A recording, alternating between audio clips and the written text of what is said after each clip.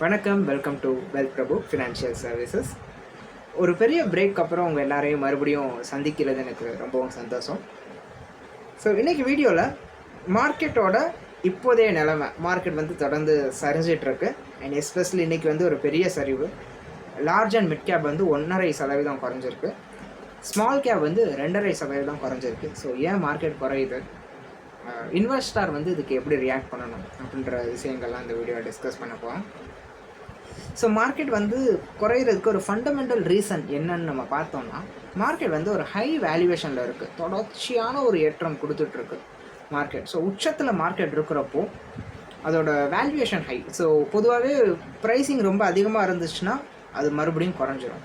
So அந்த மாதிரி ஸ்டேஜில் தான் மார்க்கெட் இருக்குது. அண்டு எக்கனாமியில் நடக்கக்கூடிய சின்ன சின்ன விஷயங்களும் மார்க்கெட்டுக்கு வந்து ஈஸியாக இம்பேக்ட் பண்ணும், கீழே கொண்டு வர முயற்சி செஞ்சுட்டே இருக்கும். அந்த மாதிரி நடக்கக்கூடிய ஒரு சில விஷயங்கள் பார்த்திங்கன்னா, இஸ்ரேலில் நடக்கக்கூடிய வார் இருக்குது, உக்ரைனில் நடக்கக்கூடிய வார், அண்ட் நிறைய டெவலப் கண்ட்ரீஸில் அவங்களோட எக்கனாமி வந்து சரியாக இல்லை, ரெசஷன் இருக்குது. இந்த மாதிரியான ரீசன். அண்டு எஃப்ஐஐஸ்னு சொல்லக்கூடிய வெளிநாட்டு இன்வெஸ்டர்ஸ் வந்து இந்தியாவிலேருந்து பணத்தை வெளியே எடுக்கிறது. அண்ட் இந்தியாவில் எலெக்ஷன் ரிசல்ட் ரொம்ப பக்கத்தில் இருக்குது. ஸோ இதெல்லாமே வந்து டிஃப்ரெண்ட் ரீசன்ஸ் மார்க்கெட்டை வந்து வேகமாக கீழே கூட்டு வர்றதுக்கு வாய்ப்புகள் இருக்குது. இன்றைக்கி மட்டும் கிடையாது, மேலும் கூட இது கீழே குறையலாம். ஸோ இந்த மாதிரியான டிஃப்ரெண்ட் ரீசன்ஸ் எல்லாம் இருக்குது மார்க்கெட் குறையிருக்கு. ஸோ அஸ் எ இன்வெஸ்டராக நம்ம என்ன பண்ணணும், நம்மளோட பணத்தை வந்து நம்ம எப்படி கையாளணும் அப்படின்னு பார்த்தீங்கன்னா, உங்களுக்கு வந்து ஷார்ட் டேர்மில் எதுவும் தேவைகள் இல்லை. ஒரு 5 வருடம் 10 வருடம் 20 வருடம் கழித்து தான் நான் இந்த பணத்தை எடுத்துக்க போகிறேன் சார்.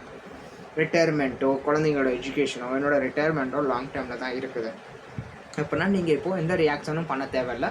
கான்ஃபிடெண்ட்டாக இன்வெஸ்ட்மெண்ட் தொடர்ச்சியாக பண்ணிகிட்டே இருங்க.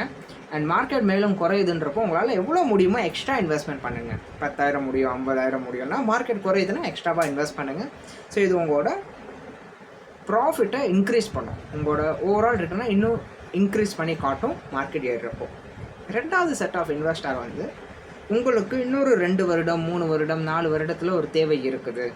நீங்கள் ரிட்டையர்மெண்ட்டுக்கு பக்கத்தில் இருக்கீங்க, இல்லை குழந்தையோட படிப்பு, திருமணம், உங்களோட தேவைகள் வந்து ஷார்ட் டேர்மில் எனிவேர் பிட்வீன் 2 to 5 இயர்ஸ்க்குள்ளே இருக்குது.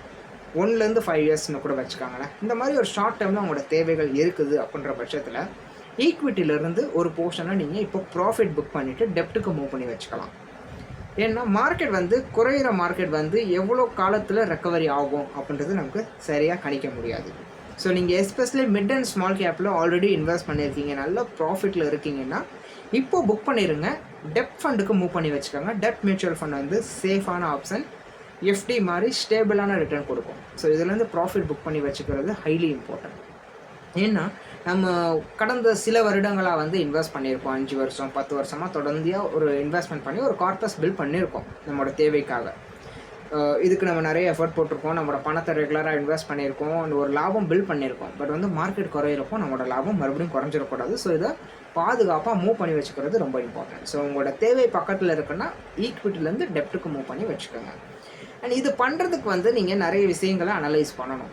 எத்தனை வருஷத்தில் தேவை இருக்குது, எவ்வளோ தேவை இருக்குது, உங்களோட ரிட்டர்ன் எவ்வளோ, ஸோ வேறு ஃபண்ட்ஸ் பேக்கப் இருக்குங்களா, ஸோ இதெல்லாமே நம்ம அனலைஸ் பண்ணணும். ஸோ இதுக்கு வந்து ஒரு ஃபினான்ஷியல் அட்வைசர் ரொம்பவுமே எசென்சியல். ஸோ நீங்கள் எந்த மாதிரி ஒரு ஸ்டேட்டஸில் இருக்கீங்க, ஆல்ரெடி இன்வெஸ்ட் பண்ணிகிட்ருக்கீங்க, உங்களோட போர்ட்ஃபோலியோ இருக்குது, இப்போ என்ன பண்ணணும்னு தெரியல அப்படின்னா கூட என்னோடய நம்பர் கீழே இருக்குது, வாட்ஸ்அப் பண்ணுங்கள், கால் பண்ணுங்கள், நான் உங்களுக்கு கைட் பண்ணுறேன். அண்ட் மூணாவது செட் ஆஃப் இன்வெஸ்டர்ஸ் பார்த்தீங்கன்னா, நீங்கள் ஆல்ரெடி வந்து ஒரு இன்வெஸ்ட்மெண்ட் பண்ணிகிட்ருக்கீங்க, ஒரு 5 வருஷம் 10 வருஷம் 20 வருஷமாக தொடர்ந்து இன்வெஸ்ட் பண்ணிகிட்ருக்கீங்க, ஒரு கார்பஸ் பில்ட் பண்ணியிருக்கீங்க. 50 லட்சம் 1 கோடி 2 கோடின்ட்டு ஒரு போர்ட்ஃபோலியோ ஒரு குறிப்பிட்ட தொகையில் வளர்ந்துருக்கு, பெரிய அளவில் இருக்குது. இப்போது உங்களுக்கு ஷார்ட் டேர்மில் அந்த பணமும் தேவையில்லை. இன்னும் 2 வருஷத்தில் 3 வருஷத்தில் எனக்கு தேவையில்லை சார், இன்னும் 5 வருஷம் 10 வருஷம் 15 வருஷம் கழிச்சு தான் எனக்கு தேவைப்பட போகுது. பட் இப்போது என்னோடய போர்ட்ஃபோலியோ இப்போவே வந்து பெருசாக இருக்குது, 1 crore 2 crore இருக்குது. இப்போ நான் என்ன பண்ணலாம், ஏன்னா மார்க்கெட் குறையிறப்போ பெரிய போர்ட்ஃபோலியோ பெருசாக அடிவாங்க. 1% குறைஞ்சா கூட 1 crore இருந்துச்சுன்னா ஒரே நாளில் 1 லட்ச ரூபாய் குறையும். ஸோ இந்த மாதிரி நேரத்தில் நம்ம என்ன பண்ணலாம்னா, ஒரு போர்ஷன் ப்ராஃபிட் புக்கிங் நம்ம பண்ணலாம். இப்போ நம்ம வந்து 1 கோடி ரூபாய் வந்து ஈக்விட்டியில் இருக்குன்னா ஒரு 20% அதுலேருந்து புக் பண்ணலாம். ஈக்விட்டிலேருந்து வெளியே வந்துட்டு டெப்ட்டுக்கு மூவ் பண்ணி வச்சுட்டு அடுத்து மார்க்கெட் குறைஞ்சக்கப்புறம் இந்த டெப்ட்லேருந்து மறுபடியும் ஈக்விட்டிக்கு மெதுவாக எஸ்டிபி சிஸ்டமேட்டிக் ட்ரான்ஸ்ஃபர் பிளானில் மூவ் பண்ணிகிட்டே வரலாம். ஸோ இது வந்து நம்மளோட போர்ட்ஃபோலியோட ரிஸ்க்கை குறைக்கிது. ஏன்னா நம்ம ஈக்விட்டிலேருந்து டெப்ட்டுக்கு வந்துடணும், சேஃபர் போர்ஷனுக்கு வந்துடுறோம். ப்ளஸ் வந்துட்டு மறுபடியும் ஒரு வாய்ப்பு நம்ம யூட்டிலைஸ் பண்ணுறோம். மார்க்கெட் குறைஞ்ச அப்புறம் மறுபடியும் ப்ளேஸ் பண்ணுறதுனால ஒரு ஆப்பர்ச்சுனிட்டியும் கேப்சர் பண்ணுறோம். ஸோ இது பண்ணுறதுக்கும் ஒரு ப்ராப்பர் கைடன்ஸ் உங்களுக்கு கண்டிப்பாக இருந்தால் தான் நல்லபடியாக பண்ண முடியும்.